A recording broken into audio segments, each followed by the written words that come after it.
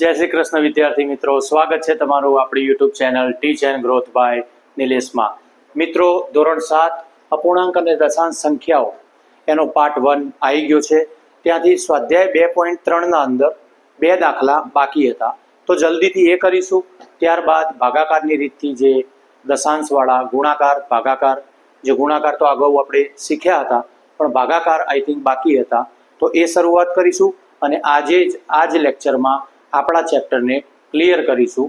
આગળથી ચેપ્ટર 3 આવશે. ચેપ્ટર 1 બાકી છે, નાનું હોવાથી એને પછીથી રાખ્યું છે. સૌથી વધુ તકલીફ દશાંશ અને અપૂર્ણાંકના અંદર પડતી હોવાથી પહેલાં ચેપ્ટર 2 લીધું હતું. હવે ચાલુ કરીશું ચેપ્ટર 3. એના પહેલાં આજે પૂરું કરીએ ચેપ્ટર 2. આગળના બાકી હતા એ 2 દાખલાઓ. તો એક દાખલો 2.3નો પ્રેક્ટિસ વર્કમાં એ પ્રકારનો આપ્યો હતો કે એક સમબાજુ ત્રિકોણની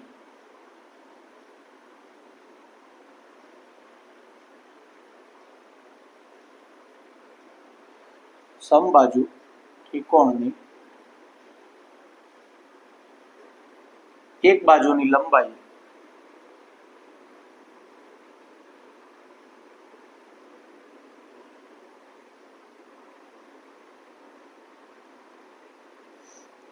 4.45 સેમી છે, તો તેની પરિમિતિ શોધો.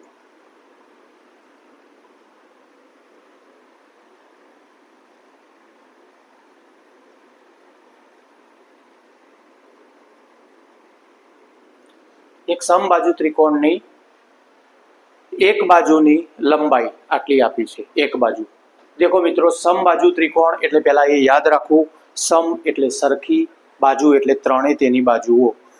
સમબાજુ ત્રિકોણની ત્રણેય બાજુ હંમેશા સરખી જ હોય, એટલે આપણને કોઈ પણ એક બાજુ આપેલી હોય તો ત્રણેય બાજુ સરખી થાય. અને પરિમિતિ શોધવાનું કયું હોય તો પરિમિતિનું સૂત્ર યાદ રાખવું. 3 ગુણ્યા લંબાઈ કરો તો પણ જવાબ 1 આવશે. ત્રણેય લંબાઈનો સરવાળો કરો, લંબાઈ વત્તા લંબાઈ વત્તા લંબાઈ, તો પણ જવાબ સુધી પહોંચી જઈશું. શરૂ કર્યા પહેલા આકૃતિ દોરીને સમબાજુ ત્રિકોણ કોને કહેવાય તે સમજી લઈશું.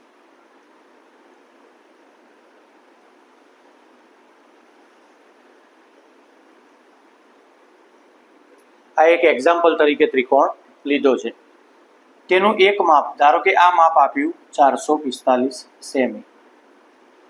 તો સમબાજુ ત્રિકોણ હોય, સમબાજુ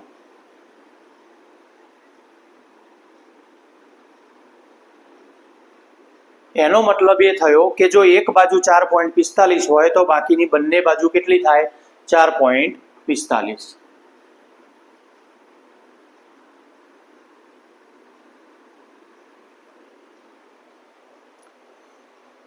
હવે ત્રણેયનો પરિમિતિ એટલે ત્રણેયનો સરવાળો.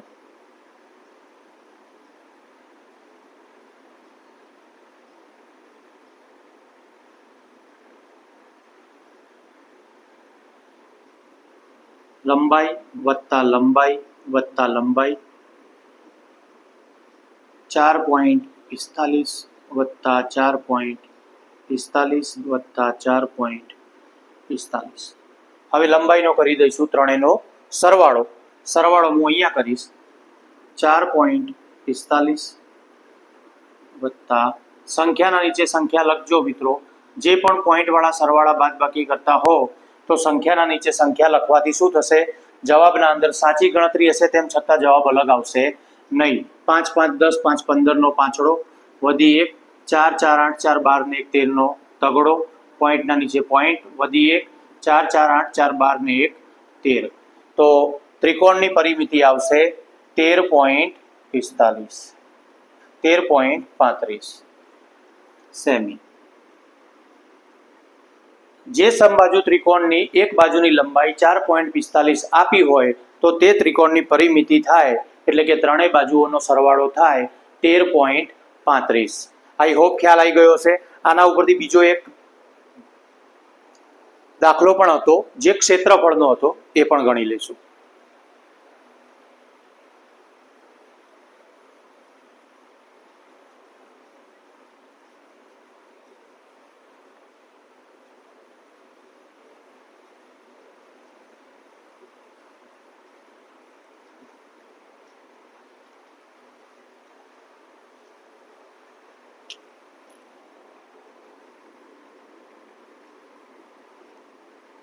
એક લંબચોરસની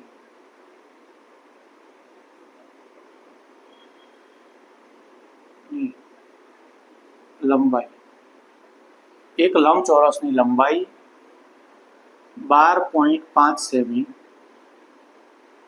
અને પહોળાઈ 8.5 સેમી હોય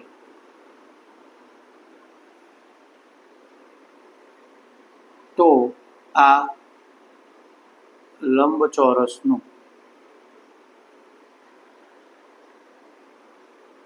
ક્ષેત્રફળ શોધો. એક લંબચોરસની લંબાઈ જો 12.5 આપી હોય અને પહોળાઈ આપી હોય 8.5, એટલે કે જેની એક લંબાઈ અને પહોળાઈ બને એવો લંબચોરસ આને કહીશું. આ લાંબી એને નામ આપીશું લંબાઈ 12.5, તો નીચેવાળી લંબાઈ પણ થશે 12.5. બાજુમાં પહોળાઈ 8.5, તો આ પહોળાઈ પણ થશે 8.5. હવે આનું ક્ષેત્રફળ એટલે કે તમામનું ક્ષેત્રફળ શોધવું હોય તો એક લંબાઈ અને પહોળાઈ બંને આપણને આપેલું છે. સૂત્ર લંબચોરસનું ક્ષેત્રફળ બરાબર લંબચોરસનું ક્ષેત્રફળ બરાબર લંબાઈ ગુણ્યા પહોળાઈ. લંબાઈના અંદર એનું માપ મૂકીશું 12.5 ગુણ્યા પહોળાઈના અંદર માપ મૂકીશું 8.5, બંનેનો થશે ગુણાકાર. ગુણાકાર અહીંયા કરીશું. ગુણાકાર કરતા પહેલા શું કરવું તો જુઓ, એક પદ્ધતિ આવી પણ હોય, એકમ દશકે પોઈન્ટ તો ગુણ્યા 10 કરો, એકમ દશકે પોઈન્ટ ગુણ્યા 10 કરો, અંશ અંશનો ગુણાકાર, છેદ છેદનો ગુણાકાર, તો 125 ગુણ્યા 85 કરતા એકમ દશકની 0, 8 પંચા 40 ની 0, વધી 4, 8 દુ 16 ને 4 20 ની 0, વધી 2, 8 એકા 8 ને 2 10, પાયો પાયો 25 નો પાંચડો, વધી 2, 5 દુ 10 ને 2 12 નો બગડો, વધી 1, 5 એકા 5 ને 1 6, 5 2 6 0 10, 10,625 આવ્યા. છેદમાં 100, તો હવે લખીશું 10,625. 100 એટલે આ એકમ, દશક અને 100 માં સ્થાને શું આવ્યો પોઈન્ટ, 106.25 લંબચોરસનું ક્ષેત્રફળ થયું. અને આ સેમી ગુણ્યા આ સેમી, માપના સાથે સેમીનો પણ ગુણાકાર થાય તો બનશે સેમી સ્ક્વેર, સેમીનો વર્ગ. આ તો મિત્રો લંબચોરસનું ક્ષેત્રફળ. આઈ હોપ ખ્યાલ આવી ગયો હશે. હવે પછી જઈશું ભાગાકારના દાખલા. મિત્રો ગુણાકારના દાખલામાં તો લોકો સમજ્યા કે એકમ દશક હોય, 100 માં સ્થાને પોઈન્ટ હોય, 1000 માં સ્થાને હોય તો એટલા વડે તમે ભાગી દો, ભાગ્યા 1000 મૂકીને પોઈન્ટ આપણે કાઢી નાખતા હતા. પણ બને એવું કે ભાગાકારના અંદર ભાગાકાર કેવી રીતે કરવો, તો એના અંદર શું વસ્તુ ધ્યાન રાખવાની, માત્ર એક જ ટ્રીક, બાકી તમામ વસ્તુ ગુણાકાર જે આપણે આ પદ્ધતિથી કર્યો આ રીતે જ થશે. પણ ભાગાકારનું જ્યારે નિશાન બદલતી વખતે શું કરવું, તેના અંદર સૌથી વધુ વિદ્યાર્થીઓ મિસ્ટેક કરતા હોય. એનું રીઝન એક જ કે આ સંખ્યા, કોઈ પણ એક સંખ્યા આપી હોય તો અંશમાં ગણવી, છેદમાં ગણવી, વ્યસ્ત કરતી વખતે કઈ સંખ્યા ઉપર જાય કઈ નીચે જાય આનો ખ્યાલ ઓછો આવે છે. જ્યારે એક સંખ્યા આપી હોય, ઉપર નીચે બંને આપ્યા તો તમે વ્યસ્ત કરવામાં તકલીફ પડે નહીં. તો આપણે એ પણ જોઈ લઈશું આજે, એટલે તમારું આજથી જ ચેપ્ટર 2 ક્લિયર થાય અને કોઈ પણ ક્વેશ્ચન રહે નહીં.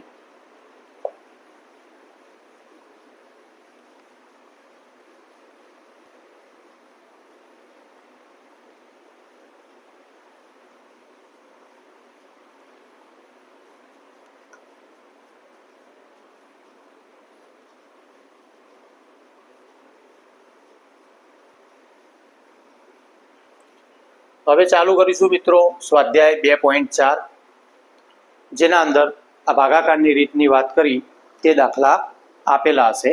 તો હવે શરૂ કરીએ.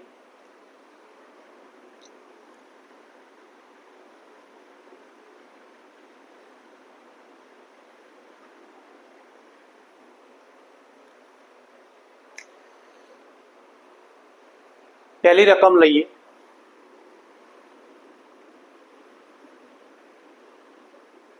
0.35 ભાગ્યા 7.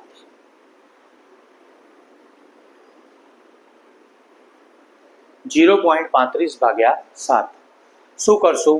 સૌ પ્રથમ આપણે એક જ કામ કરવાનું. જો આ રીતનો ભાગાકારનો દાખલો હોય તો કરવાનું શું? પહેલા આનો પોઈન્ટ નીકાળો. તો એકમ, દશક, સોમા સ્થાને પોઈન્ટ હોવાથી, આ સોમા સ્થાને પોઈન્ટ હોવાથી લખીશું 35/100. પોઈન્ટ નીકળી ગયા, જેથી 0 પોઈન્ટનો આગળનો ભાગ નીકળી ગયો, વધ્યા 35 અને આ પોઈન્ટના સ્થાને નીચે આવી ગયા 100. હવે ભાગ્યા 7. બસ અહીંયા જ સૌથી વધુ વિદ્યાર્થી મિસ્ટેક કરતા હોય છે. એનું એક જ રીઝન છે મિત્રો, આને અંશમાં કહેવાય, છેદમાં કહેવાય. કેમ કે અહીંયા જ્યારે ભાગાકારની જગ્યાએ ગુણાકારનું નિશાન મૂકીશું, નિશાન બદલશું, ત્યારે એના પછીની જે સંખ્યા હોય તે બની જાય વ્યસ્ત. તો વ્યસ્ત બનાવતી વખતે સૌથી વધુ મિસ્ટેક કરતા વિદ્યાર્થી 7 ઉપર રહે 7 નીચે રહે. એક જ ટ્રીક આપીશ, એટલું યાદ રાખો.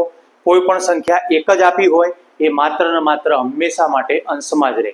શું યાદ રાખવું? કોઈ પણ એક સંખ્યા આપેલી હોય એ હંમેશા માટે ક્યાં રહેશે? અંશમાં રહેશે. તો જો 7 અંશમાં હોય તો 7ના નીચે હું 1 લખું તો કોઈ વાંધો ખરો? ના, કોઈ વાંધો નહીં. જ્યારે પણ એક સંખ્યા આપી હોય, ભાગાકાર કરવાનો હોય તો નીચે 1 મૂકી રાખવાનો, જેની ગણતરીમાં કોઈ ફરક નહીં પડે. પણ હા, જ્યારે વ્યસ્ત કરવાના આવશે ત્યારે આ 1 તમારું બહુ કામ કરી જશે. એક્ઝામ ટેબલના અંદર સૌથી વધુ વિદ્યાર્થી હેરાન થતા હોય તો ઇઝી દાખલો આવડતો હોય તેમ છતાં છોડીને આવવું પડે છે. એક ટ્રીક કે 7 ઉપર રાખો, નીચે રાખો, શું થશે? તો આના અંદર એ પ્રોબ્લેમ આપનો સોલ્વ થઈ જશે. શરૂ કરીએ. 35/100. હવે ભાગાકારની જગ્યાએ જ ગુણાકારનું નિશાન મૂકવું, ત્યારે છેદ હોય અંશમાં જાય અને અંશ હોય ક્યાં આવે? છેદમાં આવે. તો 1 ઉપર 7 નીચે આ 1 હવે કામ કરી ગયું. હવે કોઈ ભૂલ પડે નહીં. પહેલા 7નો વ્યસ્ત કરવાનો કે તો કન્ફ્યુઝન થતું. જ્યારે નીચે 1 મૂકેલો હતો એટલે વ્યસ્ત કરો તો 1 ઉપર 7 નીચે. ઉપર ઉપરનો અંશ અંશનો ગુણાકાર, છેદ છેદનો ગુણાકાર કરી લઈશું. 35 ગુણ્યા 1 ઉપર, 100 ગુણ્યા 7 નીચે. 7 પંચા 35 ડાયરેક્ટ ઉડાડી દઉં, પણ કદાચ જો કોઈ વિદ્યાર્થીને ખ્યાલ ના આવે તો યાદ રાખવું, અહીંયા 7 આપેલા, 7ના ઘડિયામાં 35 આવતા હોય તો અવયવ પાડીએ. 7 પંચા 35 એટલે 7 ગુણ્યા 5 થયા. હવે શું થશે? તો 5 5 ઉડી જશે. 5 5 ઉડી જશે. ઉપર વધ્યા 5 એકા 5 છેદમાં 100. જો મિત્રો ભૂલથી 100ના અવયવ એવા પાડીએ 20 પંચા 100, છેદ ઉડી જ જાય, પછી 1/20 આવે એટલે એના અંદર થાય પાછું કન્ફ્યુઝન. એનાથી બેટર છે કે 100 આવ્યા હોય તો ઉપર પોઈન્ટ મૂકી દેવો. કેવી રીતે મૂકીશું? તો જુઓ 5.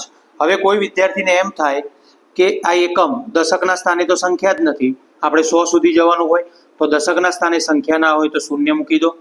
હવે એકમ, દશક અને 100મા સ્થાને પોઈન્ટ સેટ થઈ ગયો.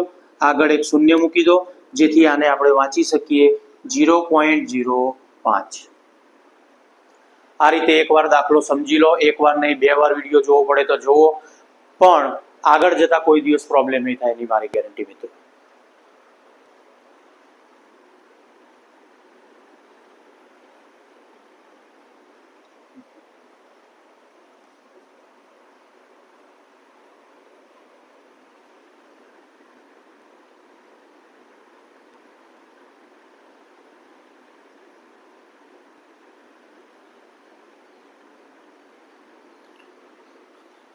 બીજો લઈએ 14.4 ભાગ્યા 8. એકમ દશકે પોઈન્ટ હોવાથી સૌ પ્રથમ શું મૂકીશું? 144 છેદમાં 10 એટલે પોઈન્ટ નીકળી ગયો. ભાગ્યા 8 એમના એમ. 8 એકલા છે, નીચે 1 મૂકી દઈએ, ગણતરી કરવામાં કોઈ મિસ્ટેક થાય નહીં. કેમ કે હવે અહીંયા ભાગાકારની જગ્યાએ ગુણાકારનું નિશાન મૂકીશું તો આ સંખ્યા થઈ જશે વ્યસ્ત. જ્યાં 1 લખેલો હશે તો આપણે ખૂબ સરળતા રહેશે. ગુણાકારનું નિશાન મૂકવું તો 1 ઉપર ગયા, 8 નીચે આવ્યા. ઉપર ઉપરનો ગુણાકાર, નીચે નીચેનો ગુણાકાર. હવે ઘડિયો આવડતો હોય તો એટલી ખબર પડે કે 16 અઠ્ઠા 16 નવ્વા 144 થાય. કેટલા થાય? 16 નવ્વા 144 થાય. બીજી એક સ્ટ્રેટેજી આપું તો કંઈ ના આવડે તો કરો ભાગાકાર. 8 એકા 8, 8 દુ 16 વધી જાય એટલે 14 માંથી 6 ગયા, 14 માંથી 8 ગયા તો 6 વધ્યા, ઉપરથી લાયા 4, 64 થયા. 64. શું ભાગ પડ્યો?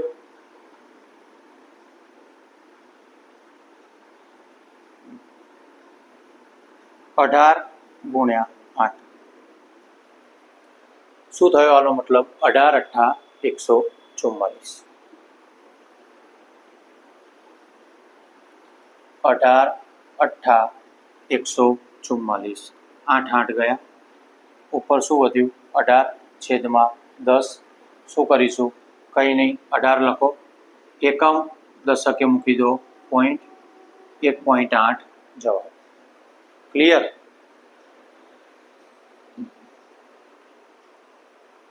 નોટ ડાઉન કરી લેજો જેથી પછી હું નવા દાખલા લઈ શકું.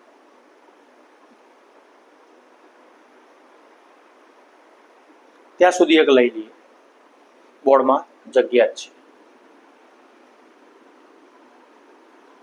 એક લઈશું 14.49 ભાગ્યા 7.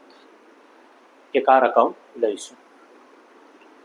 છેદમાં 1 લખી દઈએ, કન્ફ્યુઝન નહીં થાય. એક સંખ્યા છે એટલે ઉપર નીચે સંખ્યા હોય તો કોઈ પ્રોબ્લેમ નહીં. એકમ દશક 100 પોઈન્ટ હોવાથી 1449 છેદમાં 100. હવે ભાગાકારની જગ્યાએ ગુણાકારનું નિશાન મૂકવું તો 1 ઉપર ગયા, 7 નીચે આવ્યા. ઉપર ઉપરનો ગુણાકાર, નીચે નીચેનો ગુણાકાર. 1449 ગુણ્યા 1 છેદમાં 100 ગુણ્યા 7. 1449 ને હું 7 વડે ભાગું તો 7 દુ 14. ઉપરથી લાયા 4, ભાગ ચાલશે નહીં? ચાલે. શૂન્ય મૂકો, બીજા લાવો 9. કેટલા થયા? 49. 70 49. 7 ગુણ્યા 207 ભાગ પડ્યો. 7 ગુણ્યા 207. 7 7 ઉડાડ્યા, ઉપર વધ્યા 207, છેદમાં વધ્યા 100. 207 લખી દો. એકમ દશક અને 100 મૂકી દો, પોઈન્ટ. થઈ ગયો આપણો દાખલો પૂરો. ક્લિયર? આઈ હોપ ખ્યાલ આવી ગયો છે મિત્રો. પ્રેક્ટિસ જરૂરી છે. આ દાખલા એકદમ ઇઝી કહેવાય, સરળ કહેવાય, પણ ક્યારે? જ્યારે આપણે પ્રેક્ટિસ કરીએ તો. વિધાઉટ પ્રેક્ટિસ કોઈ પણ એક્ઝામ્પલ હોય, કોઈ પણ ઇક્વેશન હોય, ક્યારેય પણ ના આવડે તો ના જ આવડે. એટલે પ્રેક્ટિસ કરતા રહેજો. તો એક વખત જો મગજમાં સેવ થઈ ગઈ સિસ્ટમ, કોન્સેપ્ટ ક્લિયર થયો તો ક્યારેય પણ ભૂલ કરશો નહીં. એવું યાદ ના રાખવું કે આના પછી આ આવે, પણ ગણી અને પ્રેક્ટિસ કરીને જોવું કે આ કેમ આવે છે, તો બીજી વાર ક્યારેય મિસ્ટેક થશે નહીં.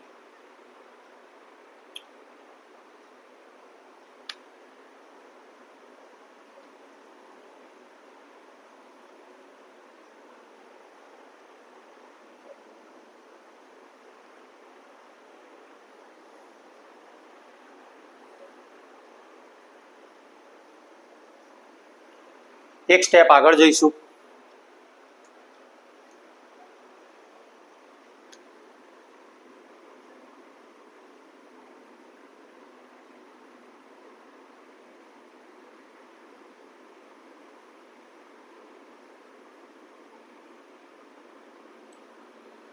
થોડોક જોયા પછી આમ કેવી રીતે કરીશું આવો ક્વેશ્ચન મનમાં થાય, પણ કંઈ નહીં. રકમ જેટલી મોટી હોય એટલી ઇઝી હોય.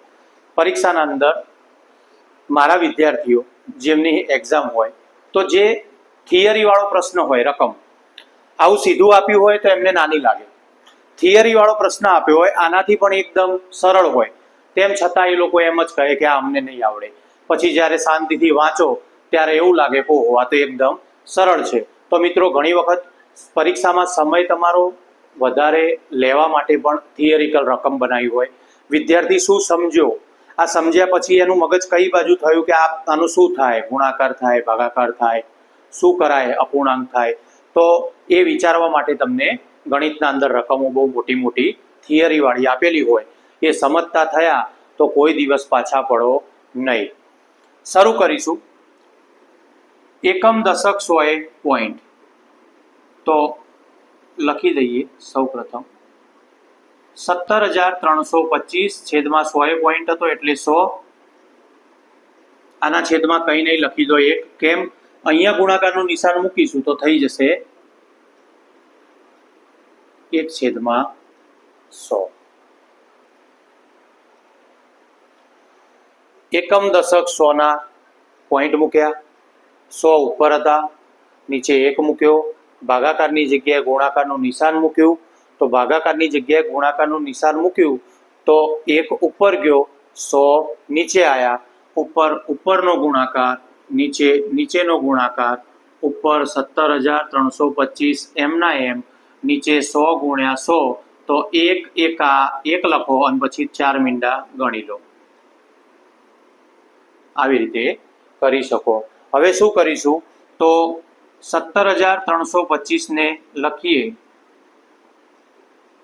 એકમ દશક 100,000 10,000. 10,000માં સ્થાને પોઈન્ટ મુકાશે, તો એકમ દશક 100,000 અને 10,000માં સ્થાને આવ્યો પોઈન્ટ. આન્સર બન્યો 1.7325. 1.7325.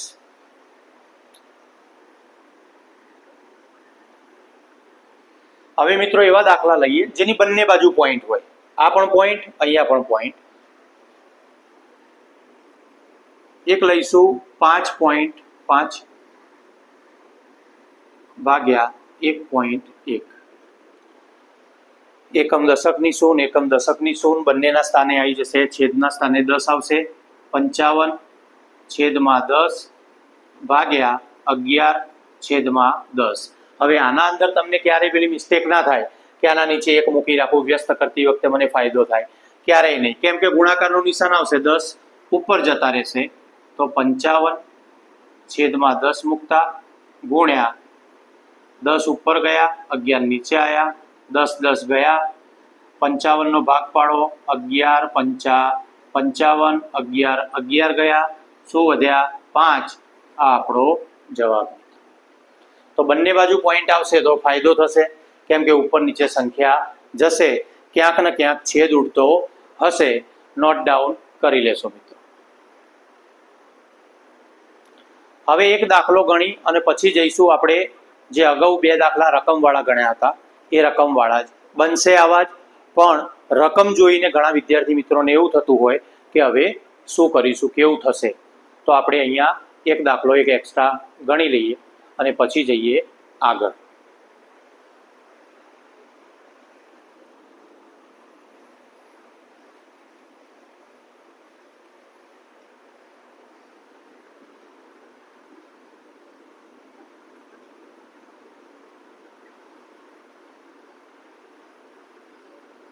$76.5 ભાગ્યા 0.15. 765 લખીશું, એકમ દશકે પોઈન્ટ એટલે 10 ભાગ્યા 15 લખીશું, એકમ દશક 100 પોઈન્ટ એટલે 100. 765 છેદમાં 10 એમના એમ ગુણ્યા 100 ઉપર 15 નીચે, ઉપરનો ગુણાકાર, નીચેનો ગુણાકાર, 100 ગયું. 765 ને 15 વડે ભાગીએ, જો ભગાય તો જોઈએ. 15 6 15 પંચા 75 મળી ગયા. એક વધ્યો, શૂન્ય ઉપરથી ઉતાર્યો પાંચડો, 15 એકા 15. શું અવયવ પડ્યો? 15 ગુણ્યા 51. 15 ગુણ્યા 51, 15 ગયા, ઉપર વધ્યા 51, બાજુમાં ગુણ્યા 10 એટલે કે 510. આઈ હોપ ખ્યાલ આવી ગયો હશે મિત્રો.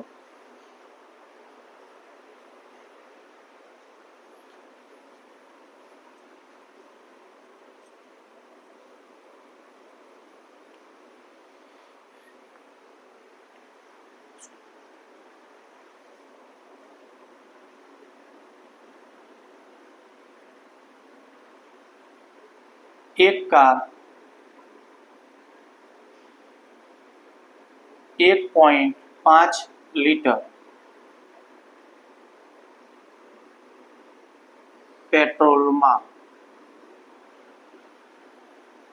24 કિમી એટલે કે કિલોમીટર અંતર કાપે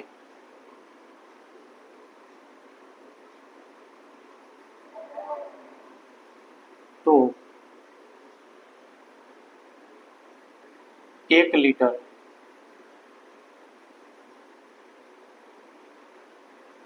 પેટ્રોલમાં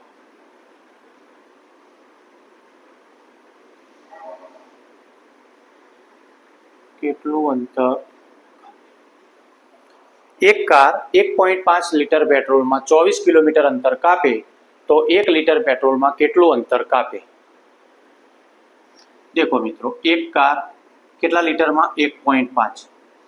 1.5 લીટર. ત્રિરાશિ મુકતા ફાવતી હોય, ના ફાવતી હોય તો આજે શીખી જશો. અગાઉના વિડીયોમાં મેં કરાવી હતી, પણ આજે ફરીથી જુઓ. 1.5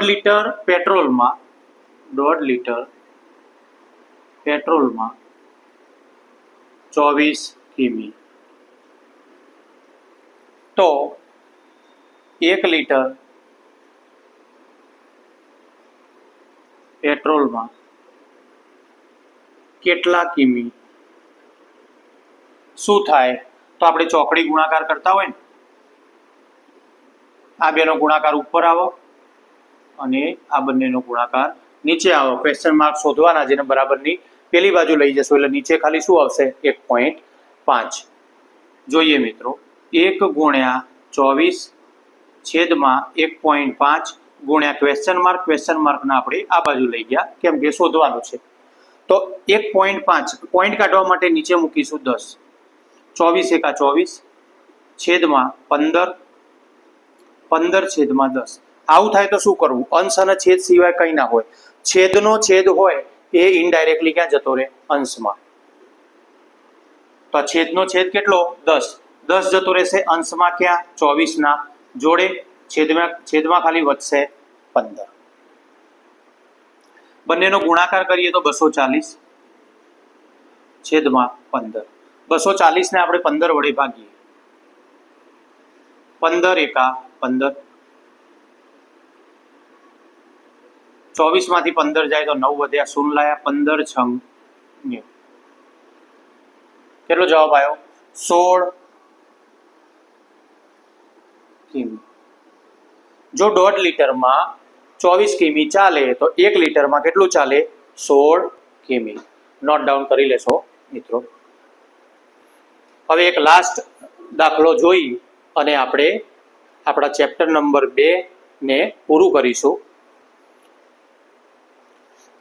ના ખબર પડે તો વિડીયો 1 વાર 2 વાર જોતા રહેજો, જેથી બીજી વાર કોઈ મિસ્ટેક થવાનું સ્થાન રહે નહીં અને એક્ઝામ રૂમના અંદર કોઈ દિવસ ક્યારે પણ આપને તકલીફ પડે નહીં. એક કોઠીમાં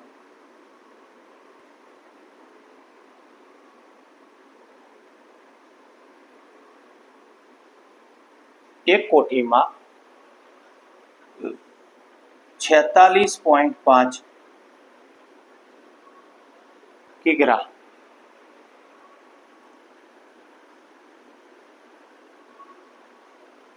ઘઉં ભર્યા છે.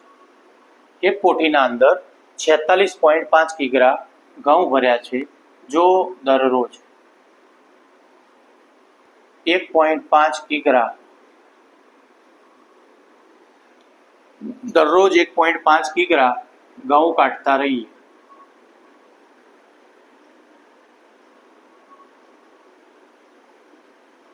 તો કેટલા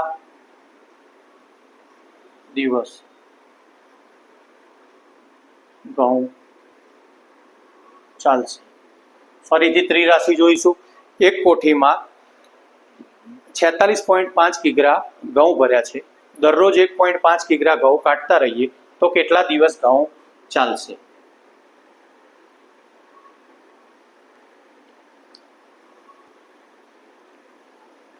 કુલ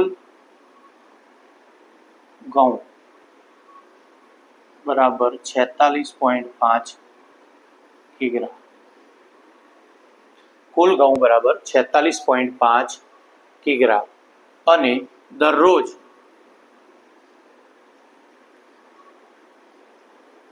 કેટલા કાઢવાના? 1.5 કિગ્રા કાઢતા. મિત્રો આને સમજવું પડશે. કેવી રીતે? તો મારા જોડે એક મોટો કોઈ પાત્ર ભરીને ઘઉં પડ્યા હોય તો એને તોલ્યા તો 46.5 કિલોગ્રામ હોય. મને દરરોજ એવું કહેવામાં આવે કે દરરોજ 1.5 કિલો એટલે કે 1.5 કિલો કાઢતા રહેવાનું, બરાબર. તો કેટલા દિવસે પૂરું થશે?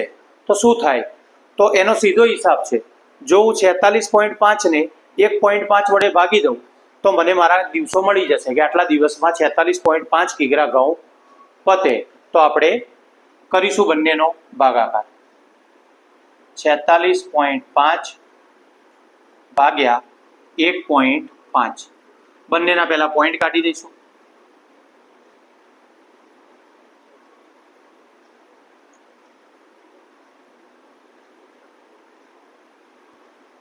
હવે ગુણાકારનું નિશાન મૂકું તો આ બંને થઈ જશે વ્યસ્ત.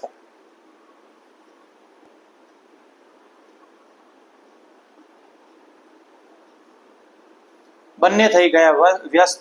10 10 ગયા તો શું વધ્યું? ઉપર વધ્યા 465, છેદમાં વધ્યા 15. કરી દઈએ બંનેનો ભાગાકાર.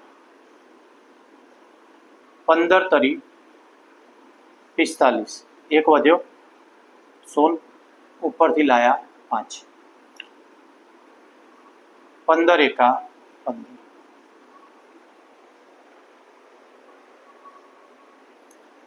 શું જવાબ આવ્યો? 31. તો 465 ને 15 વડે ભાગતા 31 જવાબ આવ્યો. એનો મતલબ 31 દિવસ સુધી ઘઉં ચાલે.